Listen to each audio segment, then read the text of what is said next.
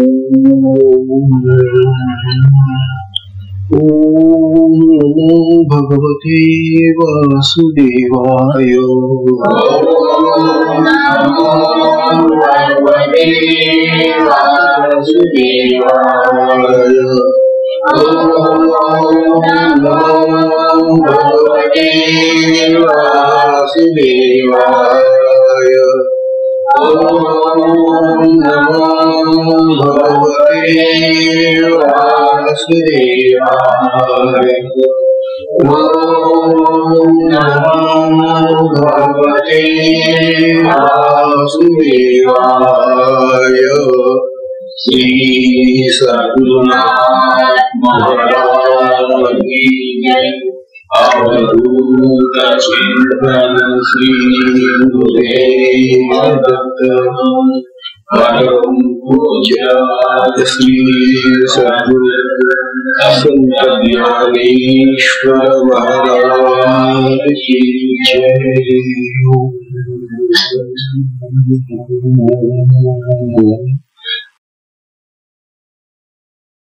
परम पूजनीय श्री सद्गुरु संत ज्ञानेश्वर महाराज।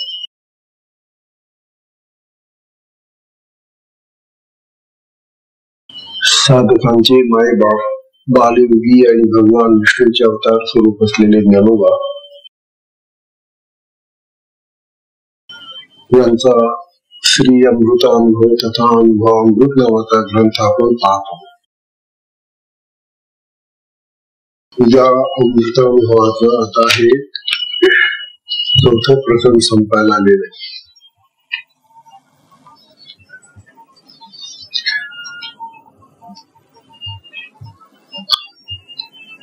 या प्रकरणामध्ये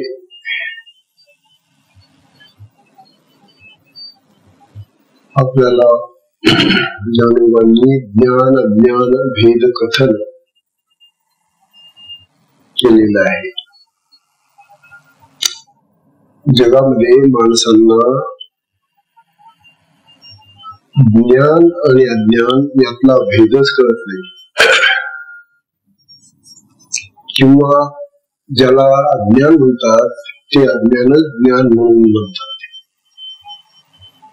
अज्ञानाला जेव्हा ज्ञान म्हणून माणूस समजून वागतो तेव्हा त्याचं वागणं कसं असेल, शहाणपणाच असेल कधी।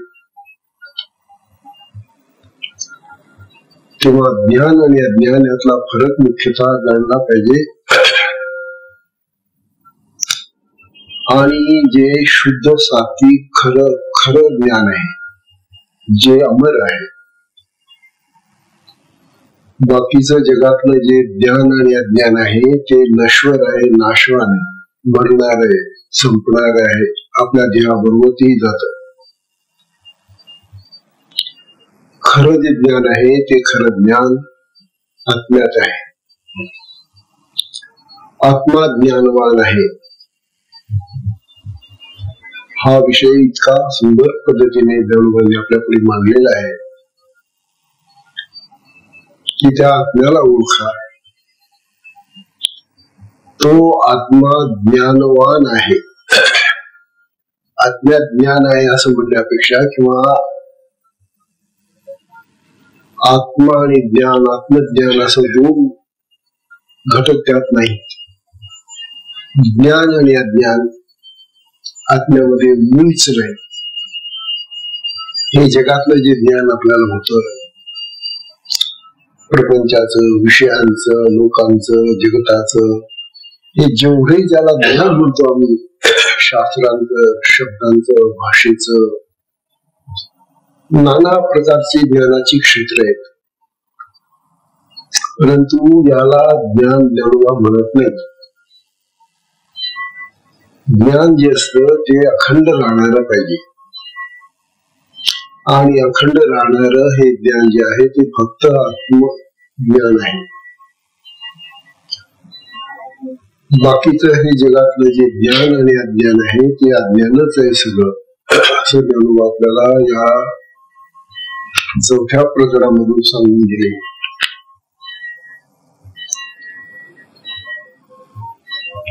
आज ज्ञानोबा आपल्याला शौचादी या प्रकरणातल्या सांगणार आहेत। आणि मग आपण आजच्या या प्रकरणाचा समारोप करताना आज आतापर्यंत आपण जे काय वाचलं या ग्रंथामधून ही जी 4 प्रश्न आपण अभ्यासली, पाहिली, ऐकली, यातून आपल्याला काय प्राप्त झालं त्याचा थोडासा आढावा घ्यायला पाहिजे. कारण नुसतं ऐकून घरी गेलं की पुन्हा ते तसं होऊन जातो. म्हणून ज्ञानाचा, त्या आत्मज्ञानाचा शोध घेण्यासाठी आपल्याला हे अमृतानुभव ज्ञानवा सौंदर्य आणि म्हणून ज्ञानवांनी आतापर्यंत आपल्याला काय काय सांगितलं, कोणत्या प्रकारामध्ये कोणता विषय काय कशा पद्धतीने सांगितला याचा आढावा जरूर घेतला पाहिजे, उजळून घ्यायला पाहिजे. उजळणी म्हणजे पुनरावृत्ती, पुन्हा पुन्हा तपासून पाहिलं पाहिजे आपण जे ऐकलं ते काय ऐकलं. काल ज्ञानवांनी आपल्याला असं सांगितलं त्या ज्ञानासंबंधी की हे जे आत्मस्वरूपाचं ज्ञान आहे, आत्म्यामधलं ज्ञान आहे किंवा आत्माच हा ज्ञान स्वरूप आहे, ते सांगत असताना त्यांनी आपल्याला असं सांगितलं की तो आत्मा अज्ञान आणि ज्ञान यांचा कुठलाही विषय नाही, ज्ञानाचाही विषय नाही आत्मा. त्याच्यामध्ये जरी ज्ञान असतो, स्वतः ज्ञानवान आहे, त्याच्यामुळे इतर कळेल परंतु तो कळत नाही. ज्ञानाने आत्म्याला जाणण्यासाठी आत्म्याचीच स्वतःची आपल्याला भेट व्हायला पाहिजे. आत्म्याची स्वतःची भेट म्हणजे आपण आत्मस्वरूपात जायला पाहिजे. म्हणजे आपली इतकी उन्नती व्हायला पाहिजे साधनेमध्ये की आपण आत्मस्वरूपात जायला पाहिजे, असं काल ज्ञानोबा आपल्याला सांगून गेले. आज ते आपल्याला आणखी एक दृष्टांत देऊन सांगतायत. या 4थ्या प्रश्नातले हे आता 2 उभयांमधले दृष्टांत बघा. ज्ञानोबा आता सांगणारे का भूमी कुंभ ठेवीजे, सोपा दृष्टांत आहे. आता का भूमी कुंभ ठेवीजे तई सकुंभता आपले, सांगतात तई सकुंभता आपजे, तो वेलिया म्हणजे तेने वीळ. कळतं का? कळतं? थोडंफार कळायला पाहिजे. सुखी दृष्टांत या ज्ञानोबा सांगितलेले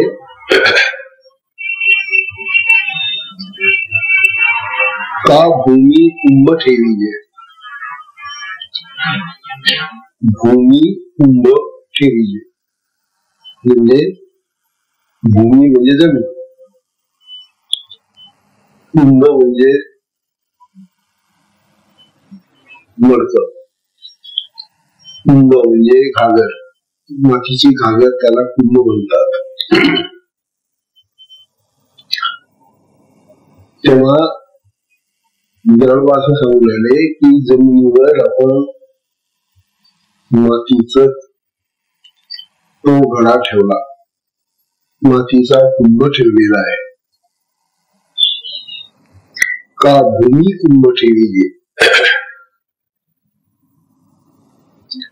तई सकुंभता आपले, मग त्यावेळेला त्या भूमीला आम्ही सकुंभ भूमी म्हणतो. तर भूमी आहे, जमीन आहे, आणि जमिनीवर आम्ही कुंभ ठेवला. कुंभ म्हणजे तो घडा ठेवलेला आहे, घागर ठेवलेली आहे. मग त्या जमिनीला आम्ही सकुंभ भूमी म्हणतो. सकुंभ भूमी का? तर तिच्यावर कुंभ ठेवलाय म्हणून. ती भूमी कशी आहे? घटाकार आहे, घटयुक्त आहे, घट ठेवलेला आहे तिच्यावर, घडा ठेवलेला आहे तिच्यावर, म्हणून तिला सकुंभ भूमी म्हणायचं. तो नेलिया म्हणजे तेने वीण. आता तो घडा कोणीतरी उचलून नेला, तो कुंभ कोणीतरी घेतला नेला. आता ती भूमी सकुंभ राहिली का? नाही. ती कुंभ भूमी राहिली नाही. तिला निकुंभ म्हणतात. निकुंभ नावाची जी माणसं आहेत ना, त्यांचा नाव असं पडलेलं आहे बरं. जिथं कुंभ नाही ते निकुंभ. आणि त्या निकुंभाचं आपलं भ्रष्ट आणखी निकुंभ होऊन गेलं. निकम होऊन गेलं आणखी. अशी नावं बदलली जातात. नाव कशी पडतात? म्हणतात एखाद्या जमिनीवर जेव्हा तो घट किंवा ते मातीच ती घागर ठेवलेली असते, त्यावेळेला तिला घटयुक्त भूमी म्हणतात, कुंभयुक्त भूमी म्हणतात. आणि जेव्हा ती घागर कोणी घेऊन जात तिथून, मग ती भूमी तिचा कुंभ नसतो, मग ती निकुंभ होऊन जाते, कुंभरहित होऊन जाते. मग त्या भूमीला कुंभरहित म्हणतात. हा दृष्टांत आहे बरं. आता ज्ञानोबा हा दृष्टांत देऊन आले. कशासाठी दृष्टांत देतात? दृष्टांत अतिशय महत्वाचा दृष्टांत आहे हा.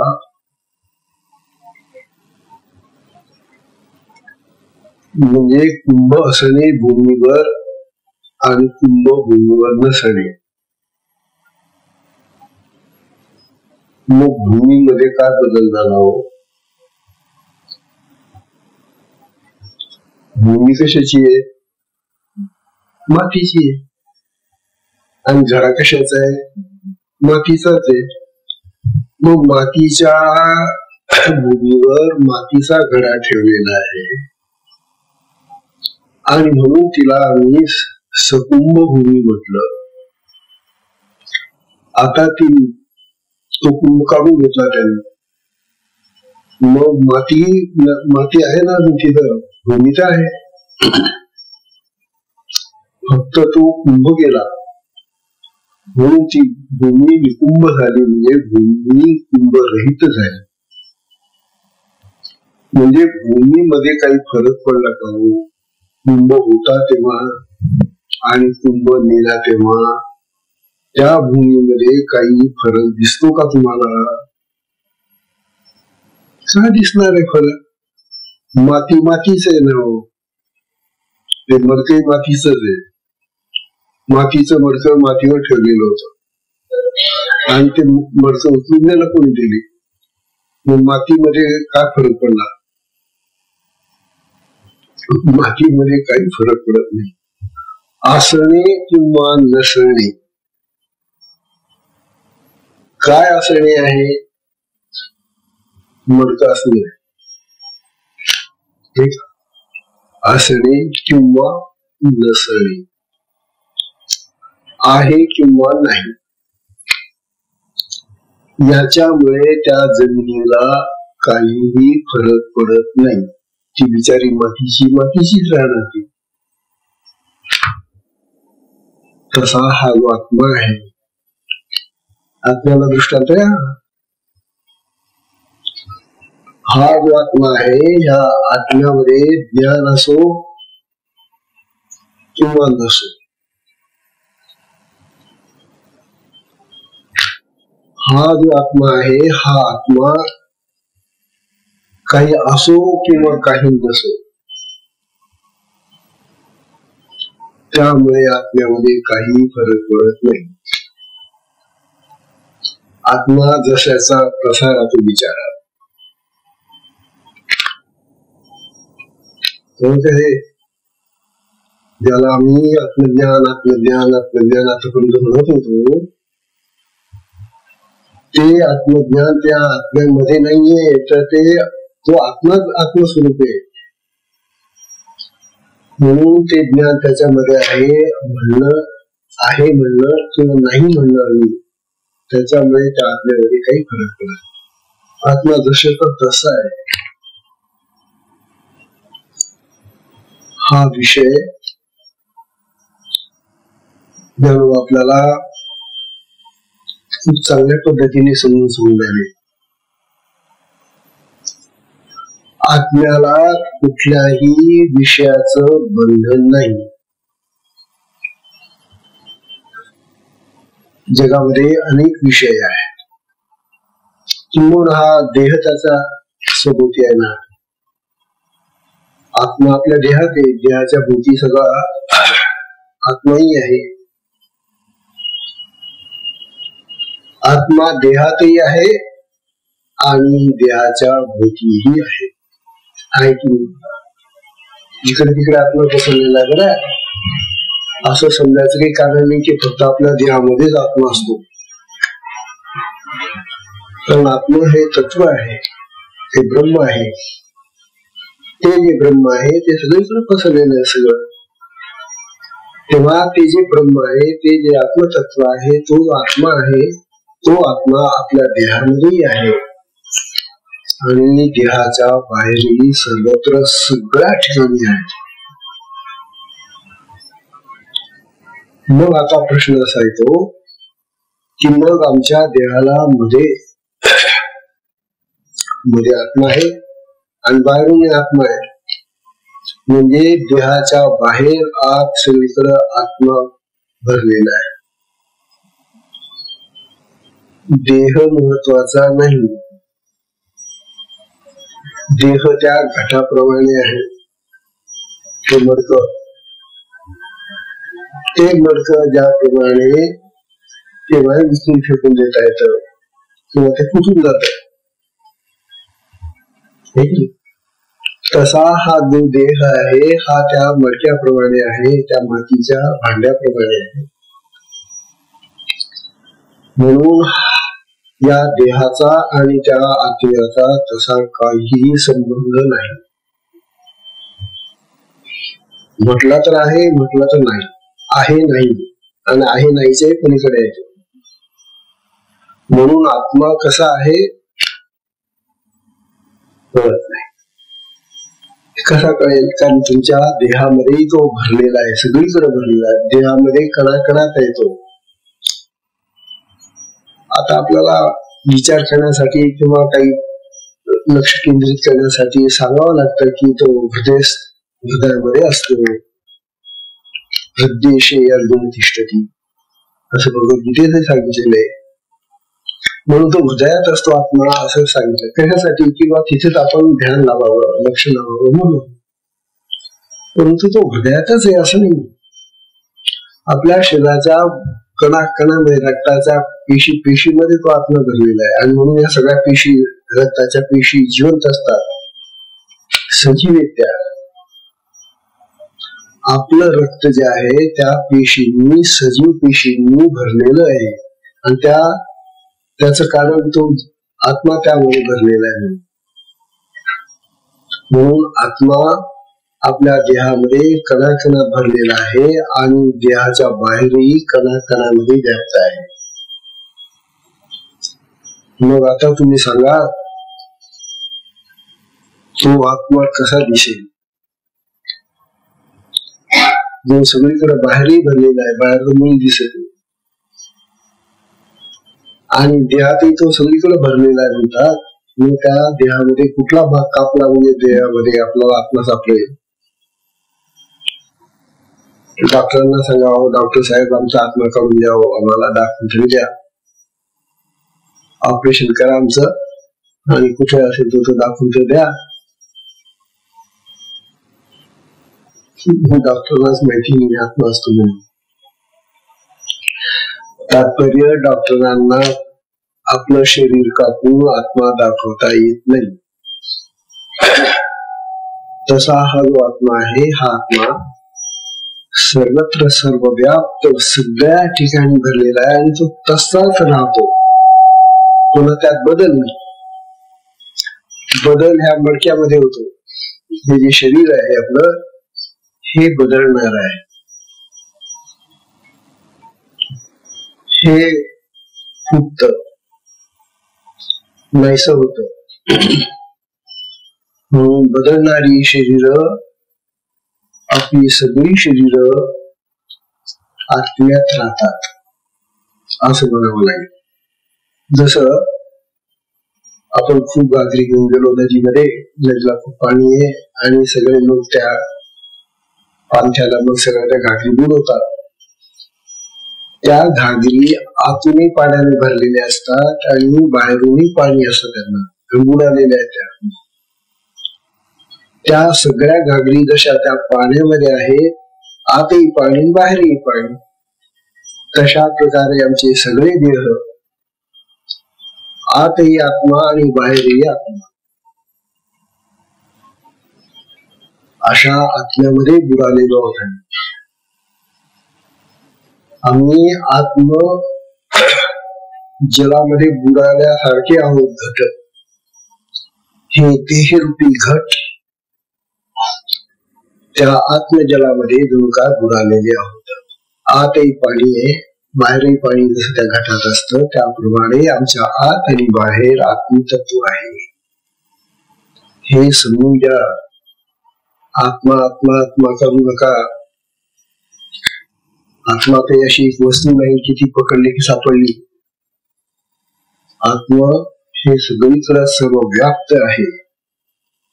हा विचार साधकांना पटलाच पाहिजे, साधकांनाच कळला पाहिजे. कारण साधकाला साधना करायची आहे, साधनेनं त्याला काहीतरी प्राप्त करायचंय ते आत्मतत्व. म्हणून आत्म्याचं हे स्वरूप जे आहे ते साधकांना जाणलं पाहिजे, त्यांना जाणीव व्हायला पाहिजे.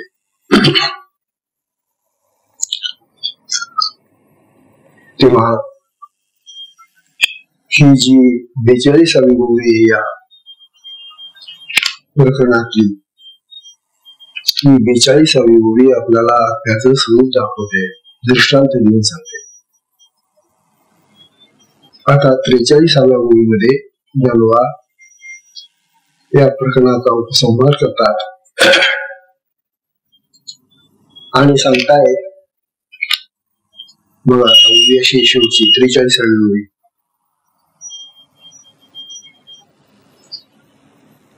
परी हे दोन्ही भाग, परी हे दोन्ही भाग नश्वती भूमीचे अंग. परी हे दोन्ही भाग नश्वती भूमीचे अंग. ते वेळी भूमी तैसे चांग, चोख जे असणे. ते वेळी भूमी तैसे चांग, सुख जे असणे. ही या प्रकरणातली शेवटची ओवी आहे. वरचा दृष्टांत घेऊन ज्ञानोबा आपल्याला अधिक समजून सांगून राहिले. ज्ञानोबा आपल्याला असं सांगून राहिले, परी हे दोन्ही भाग,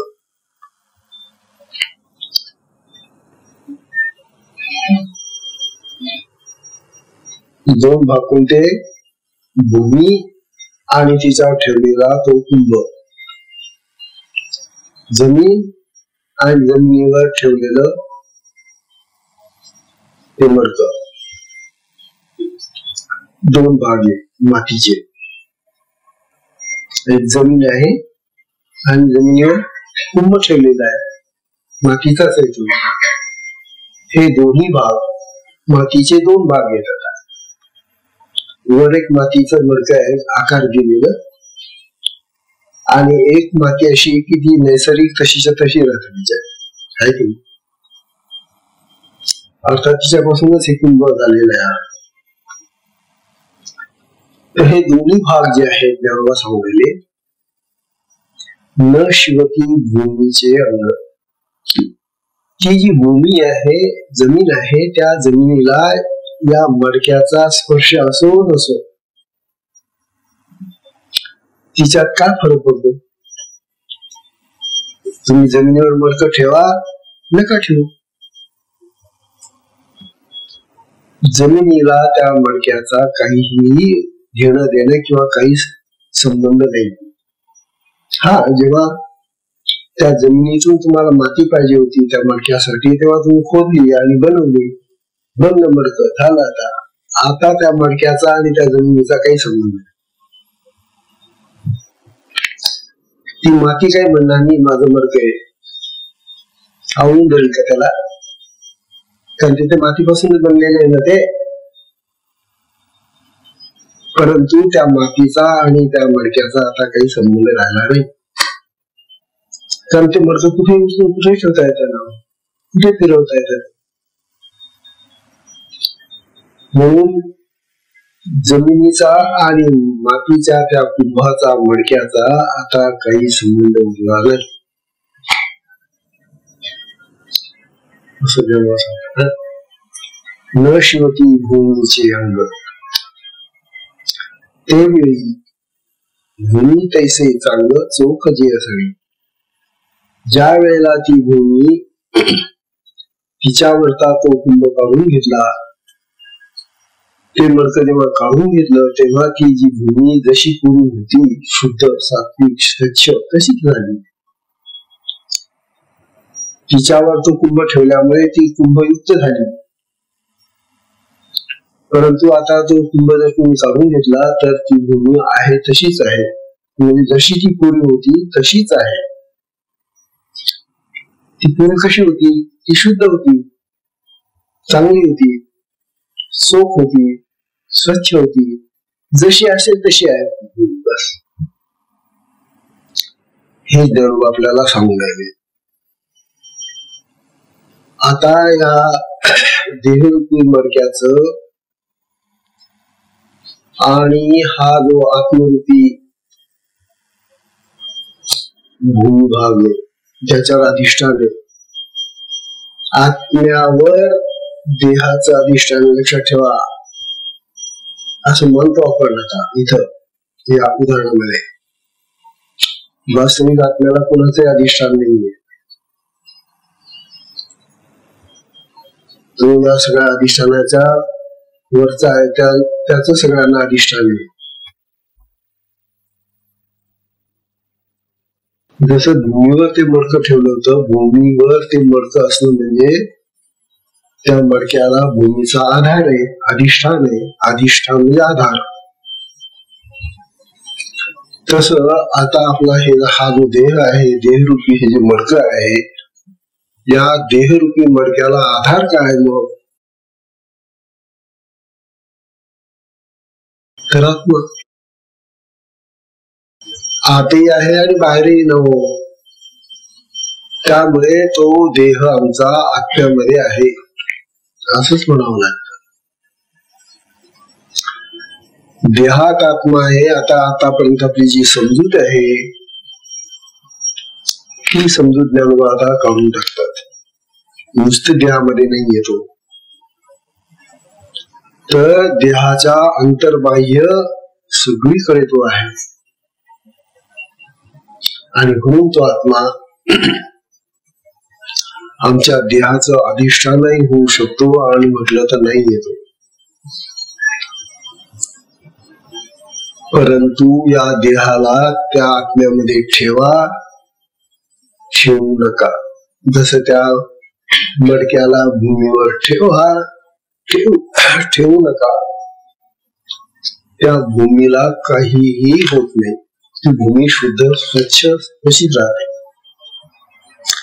त्याप्रमाणे हा जो देह आहे, हा देह त्या आत्म्यामध्ये आला. आतही आत्मा आहे, बाहेर आत्मा आहे.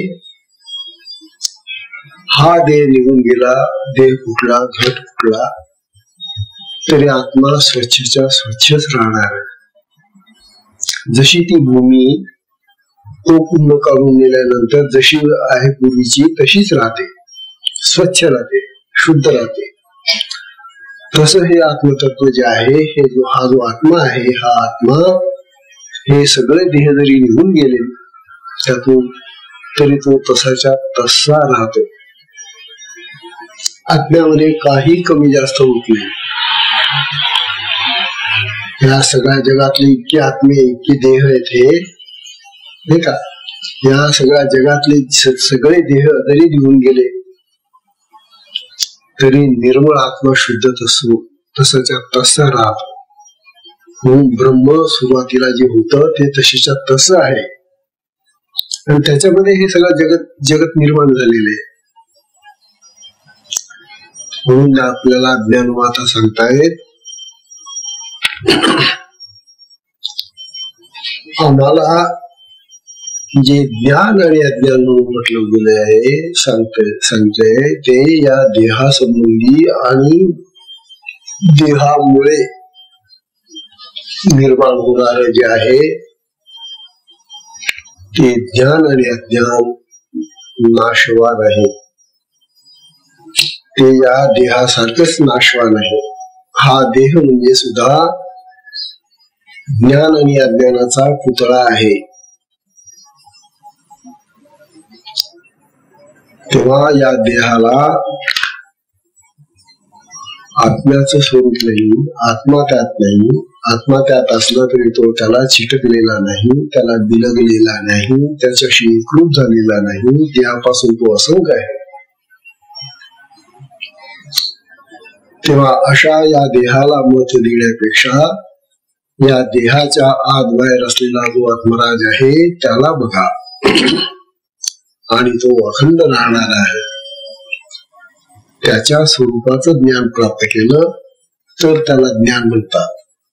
आणि बाकीचं हे जे देहाचं, देहासंबंधीचं, देहाच्या कर्मांचं जे ज्ञान आहे ते सगळं अज्ञानच आहे. ज्ञान म्हणता तुम्ही त्याला, पण ते अज्ञान आहे. ज्ञान आणि अज्ञान याच्यामध्ये तसा काही फरक नाही. जगातल्या खरं जे आहे ते आत्म्याचं स्वरूप आहे. असा हा ज्ञान आणि अज्ञानाचं हे भेद कथन ज्ञानोबांनी आपल्याला या प्रकरणात सांगितलं.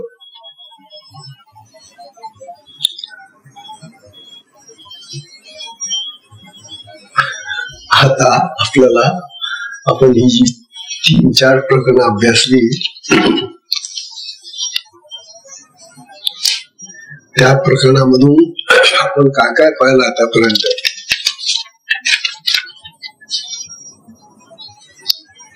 हे बघा, पहिलं जे प्रकरण पाहिलं आपण शिव शक्ती समावेशन.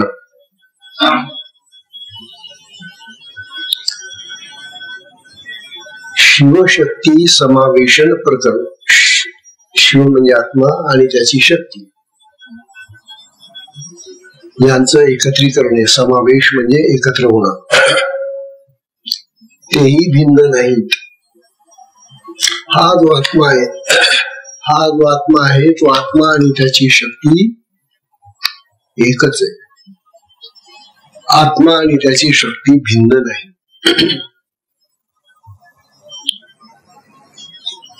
आणि ते जर भिन्न नाहीये, एकच आहे. ती शक्ती आत्म्यातून प्रगट होते आणि ती शक्ती आत्म्यामध्ये विलीन होते. अशी ही जी आत्मा आणि आत्मशक्ती आहे यांचं स्वरूप काय आहे ते ज्ञानोबांनी पहिल्या प्रकरणामध्ये आपल्याला फार सुंदर अनेक उदाहरणं दिली. पहिलं प्रकरण हे आपल्याला चित्तशुद्धीसाठी सांगितलं. आपल्या चित्ताची शुद्धी व्हावी, स्वच्छ व्हावं आपलं. तर शक्तीचं कार्य शुद्धीकरण आहे. आपल्या साधनेचा सगळा उल्लेख आपल्या पहिल्या प्रकरणामध्ये आलेला आहे. शिवशक्ती समावेशन हे जे प्रकरण आहे हे शक्तिपाताचंच प्रकरण आहे असं वाटतं.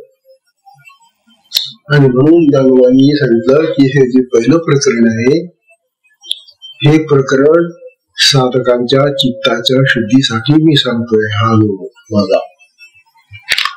म्हणून पहिल्या प्रकरणाचा अभ्यास एवढ्यासाठी करायचा आपण की आपल्या चित्ताची शुद्धी व्हायली. ती शक्ती त्या शक्तिमानापासून कशी वेगळी होते आणि ती कशी आपल्याला शक्तिमानामध्ये घेऊन जाते याचं सगळं वर्णन ऐकत असताना खरोखरच आपल्या साधनेचं महत्व ज्ञानोबांनी फार उत्तम रीतीने सांगितलेले. शक्तिपाताचे तर अनेक ग्रंथ आहेत, परंतु ज्ञानोबांनी शक्तिपाताचा हा जो या ठिकाणी खुलासा केलेला आहे तो अतिशय उत्तम आहे. म्हणून पहिलं प्रकरण साधकाच्या चित्तशुद्धीसाठी सांगितलं. बघा आता तुम्ही चित्तशुद्धी करता का नाही बघा. आता ऐकून तर घेतलेलं आहे.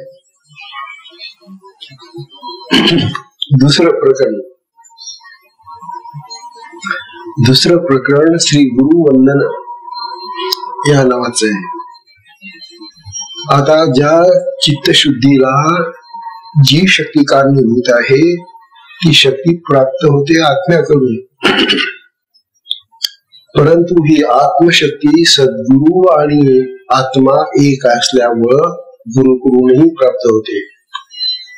त्याचं नाव गुरु आहे. गुरु आणि आत्मा वेगळे नाहीत. हे दुसऱ्या प्रकरणात सांगितले ज्ञानोबांनी. गुरु हेच परत ब्रह्म आहे, गुरुच ब्रह्म आहे, गुरुच आत्मा आहे. आणि म्हणून गुरुकडून प्राप्त होणारी ही जी शक्ती आहे कुंडलिनी, ही शक्ती ज्ञानोबा स्वतः ज्ञान होण्यासाठी आहे, म्हणून गुरूंचं वंदन आहे. पहिल्या प्रकरणामध्ये चित्तशुद्धी सांगितली, दुसऱ्या प्रकरणामध्ये गुरूंचं वंदन करायचं, पण त्या गुरूंचं स्वरूप सांगितलं ज्ञानोबांनी आहे. हे गुरु म्हणजे असे देह नाही, गुरु हेच ब्रह्म आहे, गुरु हेच ज्ञान आहे, गुरु हेच आत्मतत्व आहे, असा विचार ज्ञानोबांनी मांडलेला आहे. म्हणून गुरुंना जे साधक एक मनुष्य समजतात, देह समजतात, त्या साधकांना या जन्मात सुद्धा कधीही आत्मज्ञान प्राप्त होणार नाही. गुरुकडून त्याचं कारणच आहे का तुम्ही देह समजताय त्या गुरुला, गुरु देह नाही. हे दुसऱ्या प्रकरणामध्ये ज्ञानोबांनी किती सुंदर पद्धतीने सांगितलेले गुरुवंदनामध्ये. तेव्हा सद्गुरु हे आत्मतत्व आहे, परब्रह्म आहे, ब्रह्म आहे, आत्मा आहे. आणि म्हणून त्यांच्याकडून ज्ञान मिळतं आपल्याला. गुरूंकडून प्राप्त होणारी जी शक्ती आहे ती ज्ञानवती आहे. म्हणून कुंडलिनी शक्ती जी आत्मशक्ती आहे ती ज्ञानवती आहे, ती ज्ञान देणारी शक्ती आहे. म्हणून ज्ञान प्राप्तीसाठी गुरु लागतात, हा सिद्धांत ज्ञानोबांनी दुसऱ्या प्रकरणातून सांगितलेला आहे. गुरुशिवाय नव्हे ब्रह्मज्ञान. कोणतं ज्ञान? हे जे ब्रह्मज्ञान आहे, जे आत्मज्ञान आहे, ते प्राप्त करण्यासाठी सद्गुरूंची प्राप्ती व्हायला पाहिजे. जगाचं ज्ञान नाही, जगाचं ज्ञान देणारे गुरु भरपूर आहेत आणि ते तुम्हाला गल्लोगल्ली मिळतील, कुठेही मिळतील. जा ते ज्ञान देणारे सद्गुरु त्याला म्हणतात की जे आत्मज्ञान देतात. आत्मज्ञान देणारे सद्गुरु आत्मस्वरूप असतात, आत्म्यासारखेच ब्रह्मस्वरूप असतात, ब्रह्मासारखेच असतात. हा दुसऱ्या प्रकरणाचा विषय ज्ञानोबांचा श्री गुरुवंदन. तिसरं प्रकरण जे आहे वाचा ऋण परिहार. तिसऱ्या प्रकरणामध्ये आता ज्ञानोबांनी आम्हाला असं सांगितलं की काहो ज्ञानोबा म्हणतात ज्ञान म्हणजे आत्मज्ञान आणि ते सद्गुरूकडूनच प्राप्त होतं. पण ह्या जगाचं जे ज्ञान आहे या जगातल्या विषयांचं जे ज्ञान आहे, या जगातल्या इंद्रियांचं जे ज्ञान आहे, कर्मांचं जे ज्ञान आहे, हे ज्ञान कुठं आपल्याकडून मिळतं. मग त्यासाठी ज्ञानोबांनी आम्हाला 4 वाणींचा विषय सांगितला. आमच्या ह्या ज्या 4 वाणी आहेत, आम्ही जे बोलतो, ह्या 4 वाणींचा विषय सांगितला. पहिली परावाणी जी बिंबीपासून सुरते, परा पुढे छातीमध्ये आल्यानंतर पश्यंती होते, ती चित्र बनतात. ती घशात आल्यानंतर मध्यमा होते आणि मुखात आल्यानंतर मुखातून ती बाहेर पडते शब्दांच्या माध्यमातून, तेव्हा तिला वैखरी म्हणतात. परा, पश्यंती, मध्यमा आणि वैखरी या 4 वाणीपासून या जगाचं ज्ञान आम्हाला होतं. बघा, तेव्हा जगाच्या ज्ञानाचे विषय आहेत आमच्याच जवळ. ती जी शक्ती आहे वाणी, ती वाणी शक्ती आम्हाला या जगाचं ज्ञान देते, विषयांचं ज्ञान देते. परंतु ज्ञानोबांनी पुढे आणखी असं सांगितलं की जरी हे विषयांचं जगाचं ज्ञान आम्हाला त्या वाणी देत असल्या तरी त्या वाणी आणि त्यांचं ज्ञानही नश्वर आहे, नाशवान आहे. आपण पाहतो माणूस मेल्यानंतर त्याची वाणी जिवंत राहते का? आधी तर त्याची वाणी बंद व्हायला लागते मरताना. मग वाणी जर बंद होत असेल तर मग त्या वाणीमुळे मिळणारं जे ज्ञान आहे ते कुठं जाणार आहे? म्हणून वाणी आणि वाणीमुळे मिळालेलं सगळं ज्ञान आपलं जेवढं ते सगळं नाशवान आहे, नश्वर आहे. हा विषय ज्ञानोबांनी फार सुंदर मांडलेला आहे. वाचा पण एवढं मानलं की त्यांचं आमच्यावर ऋण झालेलं आहे. कारण या देहाला हा जो संसाराचा, हा जगाचा जो पसारा आहे, याचे ज्ञान आवश्यक होतं. कारण काही दिवस आम्ही या संसारामध्ये जगलो, जिवंत राहिलो, खायला प्यायला लागलं, अनेक गोष्टींची गरज लागली. तेव्हाही या गोष्टींची गरज भागवणार जे ज्ञान आहे ते ज्ञान आम्हाला आमच्या वाणीने दिलेलं आहे, शब्दांनी दिलेले, भाषेने दिलेले. तेव्हा ही भाषा सुद्धा नश्वर आहे, नाशवान आहे आणि तिने दिलेलं सगळं ज्ञानही नश्वर आहे. परंतु तिचा उपकार झालेला आहे आमच्यावर त्या वाणीचा, म्हणून तो वाणीचा उपकार फेडण्यासाठी पुन्हा ज्ञानोबा आपल्या सद्गुरूंना वंदन करतात शेवटी. आणि सद्गुरूला वंदन करण्यामध्ये ते सद्गुरूशी एकरूप होतात. म्हणून ते वाणीचं ऋण त्यांचं कमी झालं, फेटलं, असं ज्ञानोबा म्हणतात. असलं हे ते 3रं प्रकरण आहे. म्हणजे वाचा ऋण परिहार हे जे 3रं प्रकरण आहे ते कशासाठी लिहिलं मग? तर ज्ञानोबा म्हणतात झालेलं जे ज्ञान आहे आम्हाला ते सोडून देण्यासाठी. वाणीमुळे, शब्दांमुळे, भाषेमुळे झालेलं जे ज्ञान आहे आमच्याजवळ ते बघताना सोडून द्यायचं. सुटतच ते, तुम्ही नाही सोडलं तरी सुटणार आहे. तुम्ही कोण सोडणार? कारण ते नश्वरच आहे. ज्ञानच नश्वर असल्यानंतर ते सुटणारच आहे. म्हणून ते सोडण्यासाठी 3रं प्रकरण सांगितलं आहे. अरे मरता मरता तरी सोडा ते नश्वर ज्ञान. त्याला काय चिटकून बसले, मी वकील आहे, मी डॉक्टर आहे, मी अमुक आहे, मी अमुक आहे. अरे कसलं काय तू? हे सगळं मर्त ज्ञान आहे, मरणाराच ज्ञान आहे ते, मरण धर्म आहे ते. तुझा देहच राहत नाही तर तू तुझं ज्ञान कुठून राहणार आहे? म्हणून मरणापूर्वी हे सगळं ज्ञान विसरा असं ज्ञानोबा सांगताय. म्हणजे नश्वर आहे ते कशाला धरून बसतात, चिटून बसतात त्याला. ते सोडा ना, इथे गाठ मोकळी करा ना, सोडा. हा संसारही सुटणार आहे, कशाला पकडता त्याला? मन काय करता? तुला काहीच नाही. तेव्हा माझं काही म्हणू नका, सगळं त्याचं आहे, सोडून द्या. हा अतिशय सुंदर विचार ज्ञानोबांनी वाचा ऋण परिहार या 3ऱ्या प्रकरणात मांडलेला आहे.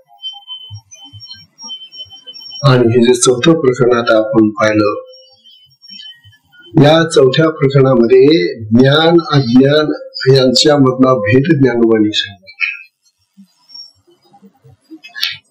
ज्ञान आणि अज्ञान यांच्या अतीत स्वयंप्रकाश असं आत्मतत्व आहे.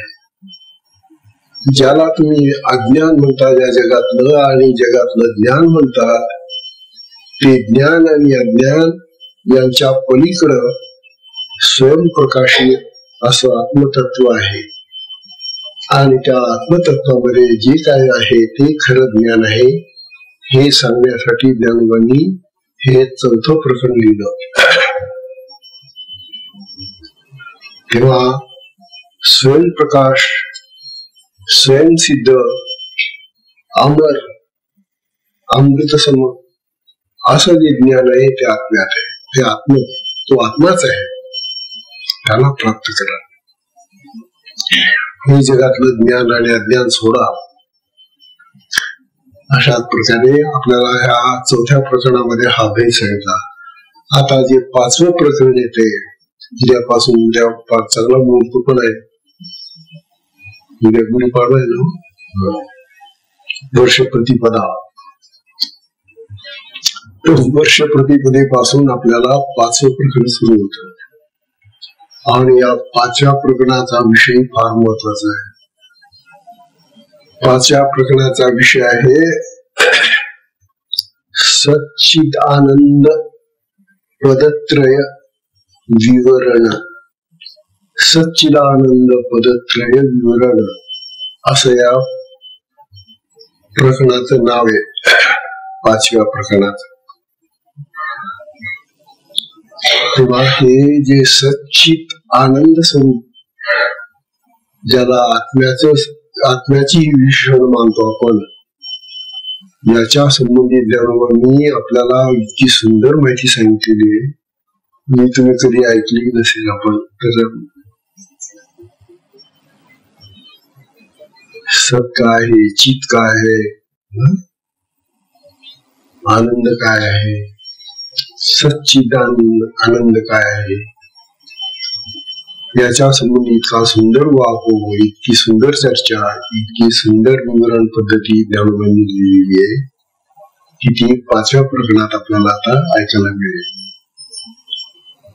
तेव्हा आत्म्याचं जे स्वरूप आहे, आत्मा कसा आहे, आत्म्याला का तसं म्हणतात आणि ते तरी खरं आहे का, वगैरे वगैरे फार सुंदर विचार मांडले ज्ञानोबांनी.